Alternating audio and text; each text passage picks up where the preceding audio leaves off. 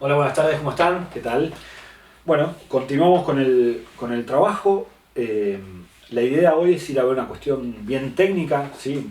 Lo planteamos, pero lo vamos a reforzar. La idea de este nivel 3 es la profundización de las lecturas, las tres novelas que vamos a ir a ver fino. Y luego la cuestión que vamos a dividir como en dos, en procedimientos técnicos bien precisos y en cuestiones por ahí más sí, complejas en cuanto a la forma de ver, en cuanto a también lo genérico, Los ¿no? genéricos, sí, sí. Esta vez vamos a trabajar con el diálogo, que es un elemento técnico fundamental por un montón de razones, que tiene su historia también, ¿no? Tiene su historia justamente la novela, cuando hablamos de novela del siglo XIX, ¿recuerdan? Decíamos que las voces de los personajes estaban siempre supeditadas a un narrador omnisciente. Decíamos que los personajes no tenían mayor desarrollo, entonces eran personajes realmente unívocos, esas psicologías bien sencillas, donde el bueno era bueno y el malo era malo.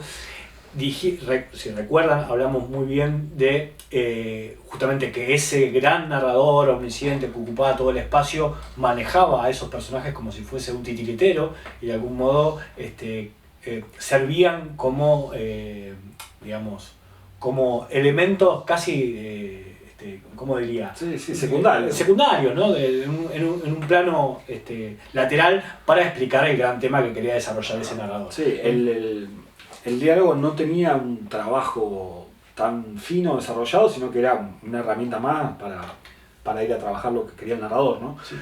Hay unas cuestiones que tenemos que pensar antes de ir a ver ejemplos que trajimos, antes de profundizar en la idea de cómo nos parece que habría que pensar los diálogos en la narrativa del siglo XXI, ¿no? Cuando nosotros traemos la voz de un personaje, ¿sí? Nos ganamos una dificultad.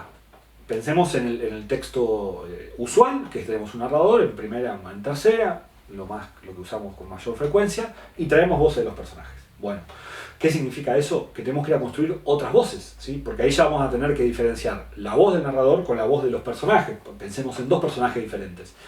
La voz de esos dos personajes se tienen que diferenciar y a la vez tienen que ser distintas a la del narrador.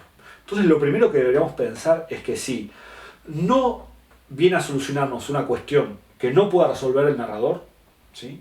Y no es necesario y no es vital, no deberíamos usar diálogo. Sí, trae una dificultad. Por ejemplo, siempre ponemos un ejemplo de entra un personaje y le pregunta a otro qué hora es. Bueno, si eso no es fundamental para la trama, ¿por qué voy a traer yo una voz con lo que eso significa? Porque una voz es traer no solamente un registro, es traer una cosmovisión, ¿sí? O sea, como decimos, siempre aparece un personaje que es un camarero y dice, la mesa está servida, ¿sí? Si ese camarero viene de familia de camareros y está orgulloso del trabajo, lo va a decir de un modo. Si ese camarero está ahí porque se gana el mango para salir del paso, lo va a decir de otro. Sí, si es estudiante de antropología y labura para pagarse la carrera. Bueno, ¿no? todo eso está porque eso va a comunicar en el texto. Y no es lo mismo el hablar de un modo o hablar del otro. Ese registro está condicionado por una condición. Entonces, si vamos a traer una voz solamente para dar información, no tiene ningún sentido. Sí. Nos ponemos una dificultad. En ese sentido, pensemos, ¿no? Nuestro personaje que pregunta la hora, si no vamos a construir la voz nada especial, si no nos interesa eso, lo mejor es la forma indirecta, ¿no? Que el narrador diga, Emilio preguntó la hora, ¿sí? Ya está, se solucionó. Ahora, si no, Emilio está en una situación, bueno, vamos a cambiar el nombre por el ejemplo que voy a poner, Sí, no. Jorge está, pasó toda la noche tomando cocaína, está sacado, tiene que ir a buscar a su hija a la escuela, no tiene reloj, no tiene celular porque lo vendió para comprar falopa y necesita ir a buscarlo a la escuela y sale a la calle y empieza desesperado a decir, a vos, ¿qué hora es? Decime la hora, hijo de mil puta, decime la hora. Bueno, ahí sí, no es Jorge preguntó la hora, eso nos va a decir un montón de cosas del personaje, de la situación, de la violencia en la atmósfera, ¿no? Entonces en ese sentido sí sería necesario que nuestro personaje pregunte la hora, ¿no? Sí. Por eso, justamente tenemos que ver qué es lo que necesitamos para la trama y justamente si esa voz nos va a venir a resolver un problema y va a transmitir algo más que lo que podría decir un narrador de forma indirecta, ¿no? Otra cuestión tiene que ver con la idea, ¿sí? Siempre deberíamos pensarlo así y en todo caso podemos ver alternativas, pero a la hora tomamos la decisión de decir, bueno, yo acá necesito que entren diálogos por un montón de cuestiones. Recuerden, esto es importante también, cuando nosotros vimos el tiempo en el nivel 2, Que dice, bueno, ¿qué significa cuando ingresa un diálogo, no? ¿Qué significa esta idea de que el tiempo de la historia y el tiempo de relato van a ir iguales? Iguales, sí, ¿no? Eso lo recuerdan, ¿no? Ahí decíamos que partimos del problema de que en general el tiempo de la historia y el tiempo del relato tienen un desfasaje, ¿sí? El momento en que esos tiempos se equiparan es en el diálogo, porque nosotros podemos, en el tiempo en que leemos ese diálogo, es el tiempo casi igual al que transcurre en esa escena hipotética, ¿sí? Entonces, bueno, tenemos que tener en cuenta eso también, que esa respiración, que ese ritmo y que digamos, que también esa atmósfera va a ir transmitiendo esa velocidad, ¿no? Hay que ver también dónde lo ubicamos dentro del texto. Decíamos que cuando construimos un diálogo deberíamos pensar de que se va a defender, ¿sí?, sin intervenciones del narrador. Y en todo caso después vemos, no es que estén prohibidas, ¿sí?, pero primero vamos a ver que se diferencien bien esas voces. Vamos a buscar un punto de equilibrio, ¿sí?, que a veces es muy complejo, entre lo verosímil y que a la vez se pueda recomponer, ¿no? Siempre decimos esto. Si hay dos personajes que se encuentran en la calle, ¿sí?, yo me encuentro con Emilio en la calle, hace mucho que no lo veo, le digo, che, ¿cómo andás? Bien. Con María, igual que antes. Bueno, ¿qué significa? Trabajamos con presupuestos. Yo sé quién es María, y yo sé que vienen mal, y yo sé que él no le terminó de perdonar una infidelidad. Eso no puede estar en el texto. No podría ser el Parlamento, ¿cómo andás? Bien. Y con María, mi esposa... Aquella que me engañó en la oportunidad con Juan Pablo. Sí. No he podido aún... Bueno, vieron esos diálogos que son un espanto, ¿no? El peor de los pecados es que identifiquemos que en el Parlamento los personajes no se hablan ellos, sino que le están hablando al lector. Bueno, eso es, recuerdan cuando vimos el decálogo de Quiroga, ¿no? El maestro Quiroga que decía, hay que construir la vida de ese texto, la vida hacia adentro, hacia la vida de los personajes. En los diálogos, eso es fundamental. Los personajes están hablando entre ellos, no le están hablando al lector. No están dando información a un tercero. Por eso los diálogos, cuando están mal construidos, son tan... no se pueden leer directamente, ¿no? En todo caso, ¿qué pasa? Ahí decimos, bueno, yo necesito mantener la verosimilitud, estos dos se conocen, pero a la vez necesito dar una información. Bueno, hay infinidad de formas de buscar eso. O sea, che, boludo, ¿cuánto hace? Hace como 10 años nosotros, ¿no? Cumplimos 15 la semana pasada. Bueno, eso es verosímil, le estoy dando información al lector, pero se están hablando entre ellos, ¿no? Siempre buscamos ahí la verosimilitud. Bueno, trajimos un bodoque para... que nos perdone nuestro gran amigo Tolstoy, Lev Tolstoy, pensar lo que no hay que hacer hoy, ¿sí? Esta gran novela, Guerra y Paz, ¿sí?, unas grandes novelas del siglo XIX, una novela total, tenía unos procedimientos con los diálogos que nosotros, 200 años para acá, no recomendamos, ¿no? Son como las malas prácticas del siglo XIX. Del siglo XIX. Leo algunos fragmentos que son hermosos. Dice esto, guión de diálogo. Qué sanguinaria es usted, querida mía. En política no se actúa como en sociedad. Hay que tomar precauciones, dijo el príncipe Vasili con una triste sonrisa, que era totalmente artificial, pero que repetida durante 30 años se había acomodado de tal modo al viejo rostro del príncipe que parecía a la vez fingida y familiar. ¿Ha recibido cartas de los suyos?, añadió él, sin considerar a la dama de honor lo suficientemente seria para mantener una conversación sobre política e intentando reconducir la conversación hacia otro tema. ¿Pero a dónde nos llevarán esas conversaciones?, continuó preguntándole a Ana Pavlovna sin someterse. Quizás a conocer la opinión de Austria, a la que usted tanto ama, dijo él provocando a Ana Pavlovna y sin querer abandonar el tono jocoso de la conversación. Es muerte. Increíble. O sea, ¿para qué los hace hablar? Eso es lo que decimos, ¿no? Directamente introducimos ese gran narrador que está explicándonos todo directamente. Me hizo acordar siempre el chiste de Dolina, ¿no? Dice, me miró como si quisiera saber si yo había dejado en tercer año la escuela. ¿Cómo una mirada puede contener todo eso, ¿no? Dice, dijo como si quisiera explicar... Bueno, no. Nadie dice así. Nadie dice así, ¿sí? Aparte los parlamentos son muy breves para esa postilla del narrador. Nosotros le llamamos la postilla del narrador, lo que viene a explicar el narrador después del parlamento del personaje. Bueno, esa postilla tiene un peso y una longitud que deja muy chiquita la voz del personaje. Está totalmente opacada por la postilla del narrador. Es terrible. Sigo porque esto es una fiesta. Otro parlamento. Excepto usted, se sobreentiende, dijo el príncipe con tono jocoso. Yo ya he visto ese vizconde en sociedad, añadió, al parecer poco entusiasmado con la idea de reencontrarse a Montbard. Dígame, dijo con especial desinterés, como si se acabara de acordar, cuando precisamente lo que preguntaba era el principal motivo de su visita. Claro. Nada, no hay... no importa lo que diga el personaje, ¿no? Porque en el Parlamento no dice nada y está todo en el narrador. Leo el último, dice: pero él tenía amores con la princesa Charlotte de Regan-Roquefort, añadió con vehemencia Anna Pavlovna. Decían que se había casado con ella en secreto, dijo ella, dejando vislumbrar que temía el contenido futuro del relato, que le parecía demasiado indecoroso para ser narrado en presencia de muchachas jóvenes.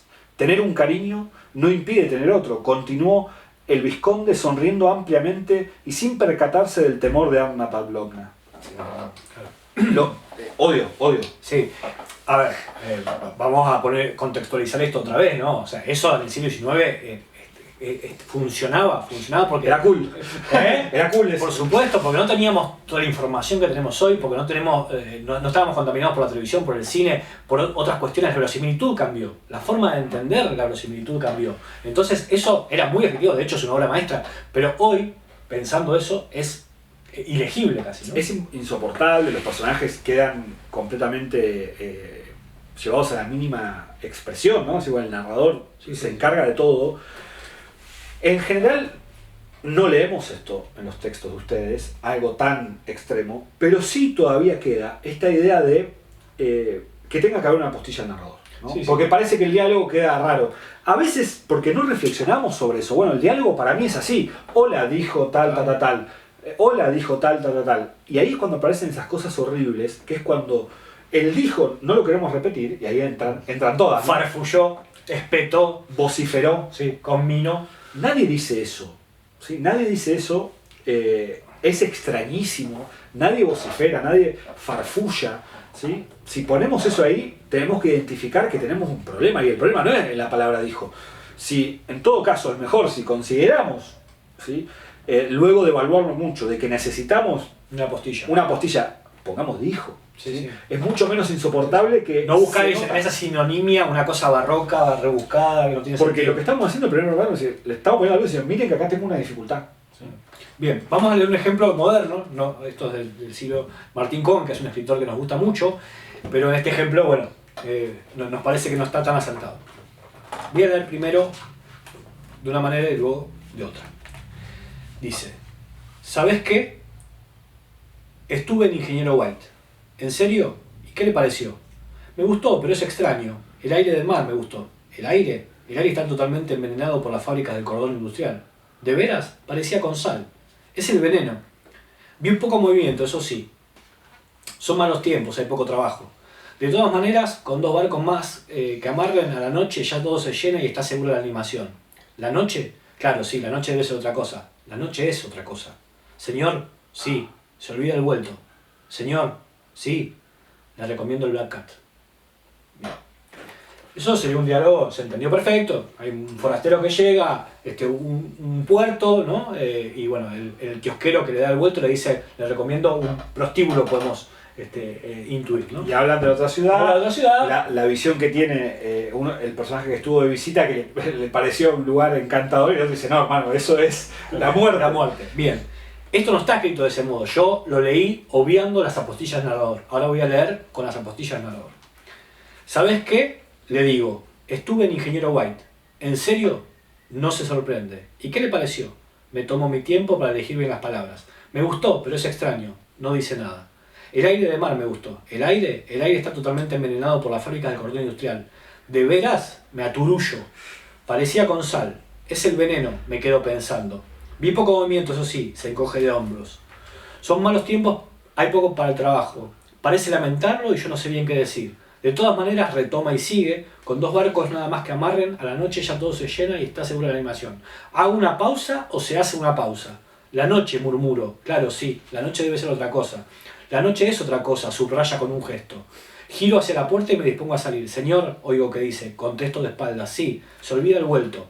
Señor, oigo que dice, sí, contesto de espalda. La voz resuena sugerente. Le recomiendo el Black Cat. Bueno, ahí, me aturullo, que Gatulullo es el punto alto. ¿Qué le pasa, no? Sí. esto, cuando no vamos a decir la cuestión de los sentimientos, parece que lo hacemos bailar un chamamé, ¿no? A esos muchachos que se acerca, acomoda, gira, lo hacemos moverse para decir, para justificar el rol del narrador. Hay algunas que podrían justificarse para dar una cuestión de espacialidad, no es que está todo mal eso, sino que justamente una vez que lo leímos sin esas marcas, ¿sí? Cuando aparecen esas marcas decimos, pero ¿por qué hizo eso, no? Directamente nos parece que nos está molestando, porque ¿qué pasa? El narrador, cuando hay dos personajes que hablan, ¿sí? Nosotros tenemos la verosimilitud de que esas dos personas están solas dentro de ese kiosco, en ese momento, están solas esas dos personas, y el narrador es una imagen molesta, ¿sí? Porque está ahí en el medio y empieza a tener una presencia cada vez mayor, se encoge el hombre, se da vuelta, empieza... Acá es raro porque este es en primera, claro. Está en primera, es más raro todavía. Es más raro todavía, está como desdoblada la voz de él, en el narrador y en su voz directa, ¿no?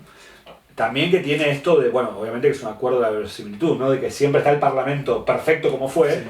Eso no hay ninguna falla, pero ahí lo que ocurre es esto, ¿no? Para mí me da la sensación como que están bailando, es como que se pone luz sobre unos movimientos que son insignificantes. ¿No? Bueno, sí, se rasca con una punta la nariz cuando, bueno... Sí, se acomoda el mechón, parece que tuviese que haber una postilla sí o sí, porque parece que si no, que está desnudo el diálogo, ¿sí? Y ahora después vamos a ver que no es necesario ningún tipo de apostilla, a veces son muy necesarias, ¿sí? En general, la apostilla del narrador va a sumar cuando viene a reforzar algo que en el Parlamento, ¿sí? Sería inverosímil. Claro. ¿Querés poner otro ejemplo? Sí. Esto, tenemos dos personajes que están, uno en cada punta de la mesa, y uno de los personajes que tiene un bufoso en la cintura, pues le quiere disparar al otro, ¿no? Bueno, no hay forma de que eso aparezca en los parlamentos. ¡Ay, qué frío que tengo por acá abajo! Sí. ¿Qué dijiste? No, nada. Bueno, va a ser... Sí, me molesta, las cachas me molesta la cara. O sea, sería... Entonces, ¿qué pasa? Evidentemente necesitamos un narrador si queremos dar cuenta de esa escena, ¿sí? De esa particularidad de la escena, perdón. Entonces dijimos, bueno, Ernesto confirmó el metal en la cintura, como quieran. Entonces, eso se va a recomponer, no va a estar en los parlamentos, ¿sí? Pero nunca este tipo de cosas que decís, bueno, ¿pero qué está pasando ahí? ¿Vieron? Suena tan incómodo, ¿no? En su segunda lectura.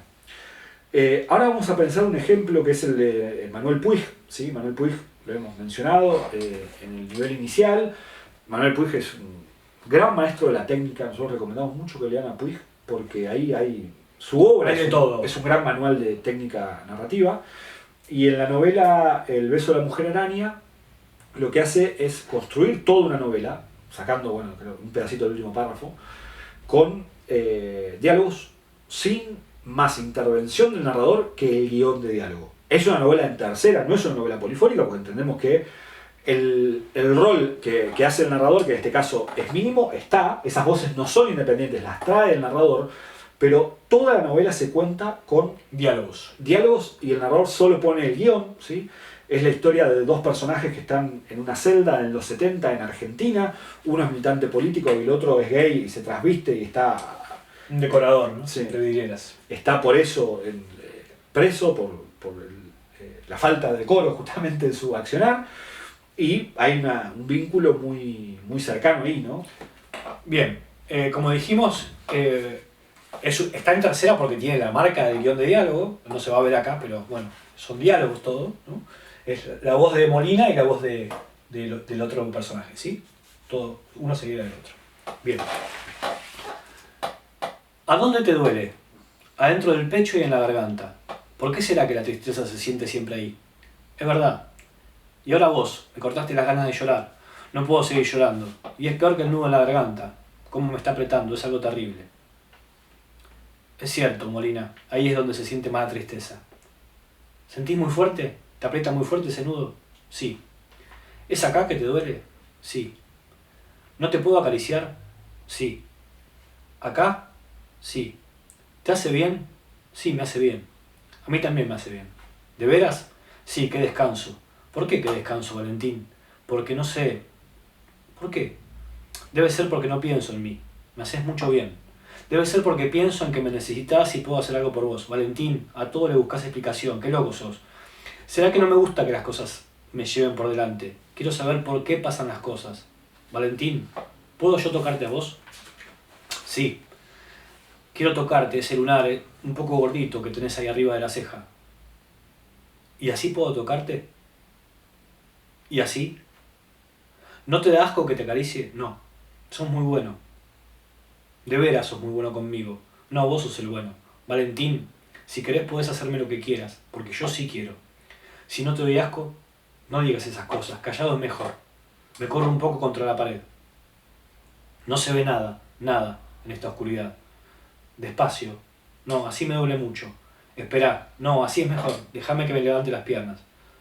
Despacito, por favor, Valentín. Así. Gracias, gracias. Gracias a vos también. A vos. Y así te tengo de frente, aunque no te pueda ver en esta oscuridad. Ay, todavía me duele. Ahora sí, ya estoy empezando a gozar, Valentín. Ya no me duele. ¿Te sentís mejor? Sí. ¿Y vos? Valentín, decime. No sé, no me preguntes, porque no sé nada. Ay, qué lindo. No hables, por un ratito, Molinita. Es que siento unas cosas tan raras. Ahora sin querer me llevé la mano a mi ceja buscándome el lunar. ¿Qué lunar? Yo tengo un lunar, no vos. Sí, ya sé. Pero me llevé la mano a mi ceja para tocarme el lunar que no tengo. A vos te queda tan lindo. Lástima que no te lo pueda ver. Estás gozando, Valentín, callado. Quédate callado un poquito. ¿Y sabés qué otra cosa sentí, Valentín? Pero por un minuto nomás. ¿Qué? Hablá, pero quédate así quietito. Por un minuto solo me pareció que yo no estaba acá. Ni acá ni afuera. Me pareció que yo no estaba, que estabas vos solo. O que yo no era yo, que ahora yo eras vos. Bueno, en ese fragmento tenemos, bueno, el encuentro íntimo de los personajes, tenemos lo que sienten, ¿sí? Sin narrador, todo en diálogos. Ahí lo que ocurre, que es algo interesante, una buena técnica para incorporar, es el guión de diálogo sin el parlamento. Sin el parlamento. Los 3 puntos suspensivos, hay algunos silencios, yo traté de respetar, no haciendo demasiado largo, pero aparece ese silencio que es el otro que no habla, ¿no? Uno que responde y otro que no responde a veces. Eso está bueno para pensarlo, porque si nosotros ponemos 2 parlamentos seguidos, la imagen visual que tenemos es que hay 2 personajes diferentes que hablan, ¿no? Entonces, en ese sentido, además para generar la atención, si dejamos el guión vacío, entendemos que hay un personaje que hace silencio. Hace silencio. No significa que nosotros tenemos que escribir todo sin narrador, ¿sí? O ir a construir una novela todo de algo de esas características, pero al menos nos sirve para tenerlo ahí de ejemplo, y cuando nosotros, si ponemos en un extremo a Puig y en un extremo a Tolstoy, deberíamos estar de la mitad para allá. Y cuando estemos cerca de esto, acordémonos que en el otro lado está nuestro amigo Manuel Puig, que hace más de 40 años pudo construir esa novela y funciona bárbara sin narrador. Sin narrador. ¿Sí?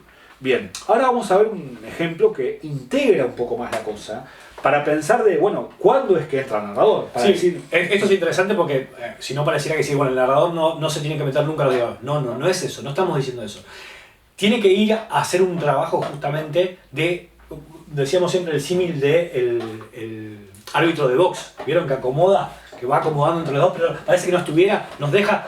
acomoda todo, pero nos deja disfrutar de la pelea. Pero si en ese no hay pelea, pues empieza a pegar patadas. Esta es la novela El coronel no tiene quien la escriba, de García Márquez. Voy a leer el final, así que muy lindo si alguien no lo leyó. El spoiler te aborda. Ahora se lo arruinamos. Es algo que disfruto mucho. Bien, engancho de acá. Bueno, voy a recomponer brevemente. Tenemos un coronel que está jubilado, pero no le llega la jubilación. Están en una situación penosa, económica, y los últimos dineros los gastó en un gallo de pelea. Gallo de riña. Que le tiene mucha fe y que también es, más que eso, es una ilusión, ¿no? Es decir, bueno, poder creer en algo. La salvación, el batacazo, digamos. Y la esposa le dice, todo bien, pero o nos morfamos el gallo o vendemos el gallo, ¿no? Porque además hay que darle de comer y gasta más y come bien aparte, ¿no? El gallo.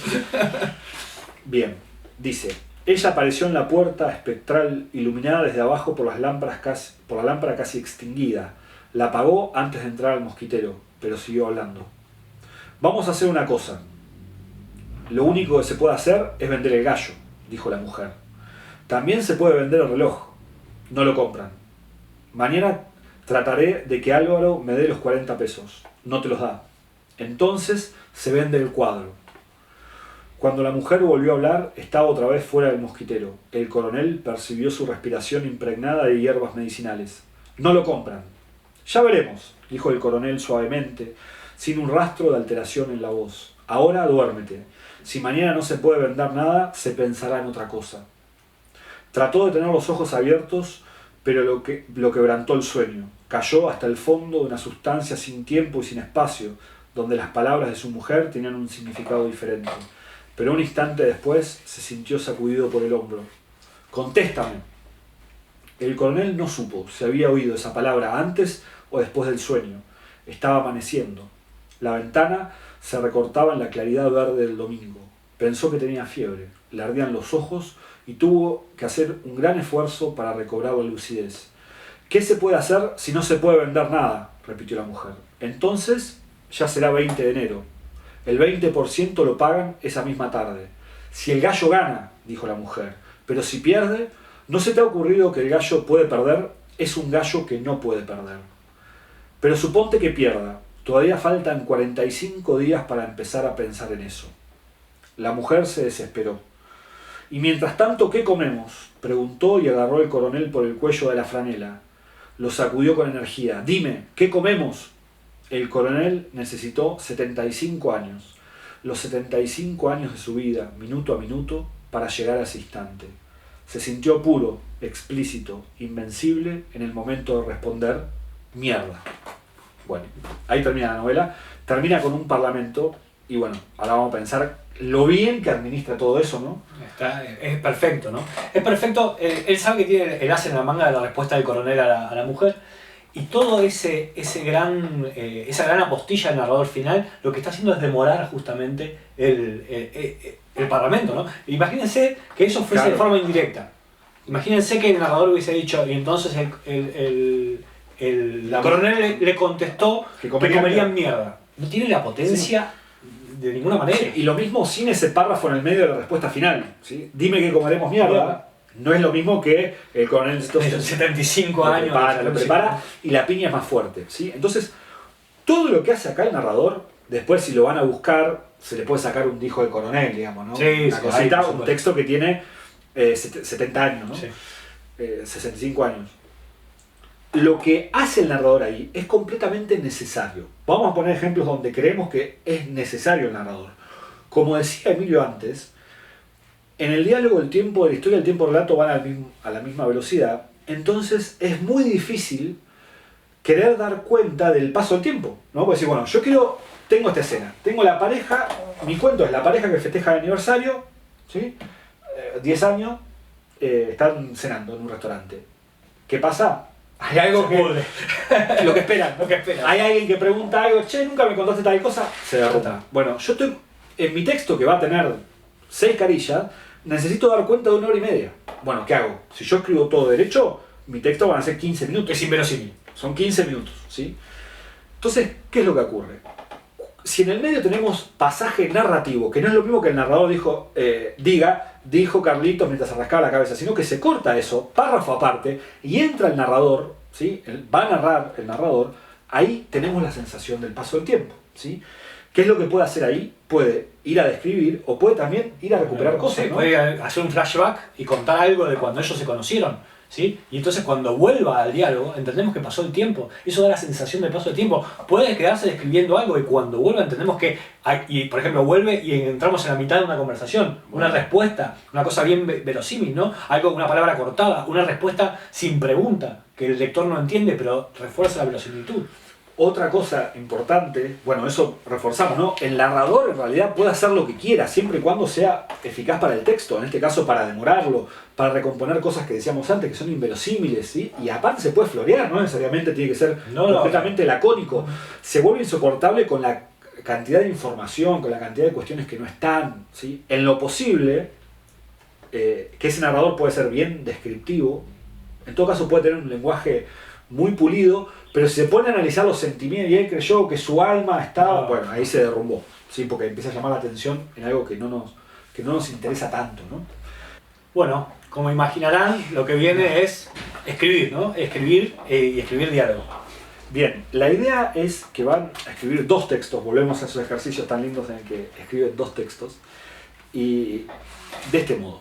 En el texto A van a escribir una historia, van a contar una historia, ¿sí? Conclusiva, se va a contar algo, como ya sabemos, y lo que van a hacer es trabajarlo solo con diálogos. 2 personajes de mínima, pueden poner más si quieren, con guión de diálogo, ¿sí? Hacer una tercera más parecida a la de Puig, ¿no? Sí, solamente los parlamentos de los personajes. Pueden ser 2 personajes, 3, los que quieran. Pero solamente eso. Va a haber guión de diálogo, voz del personaje, contestación de otro personaje y así, ¿no?